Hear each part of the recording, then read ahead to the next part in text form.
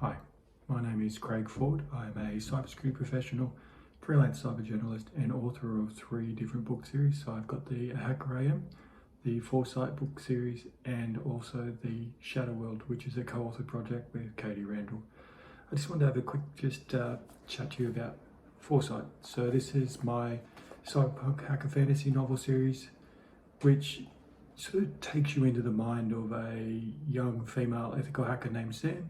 Talks about her journey and why she's sort of making decisions she is, but puts you in that real mind perspective of exactly what she's doing and what she's thinking and her life in general. So it gives you a bit of a deep insight. It's obviously it's based on sort of real technical knowledge, but it also has a bit of a Hollywood flair, makes it a little bit more fun. But you should definitely check it out if you haven't already.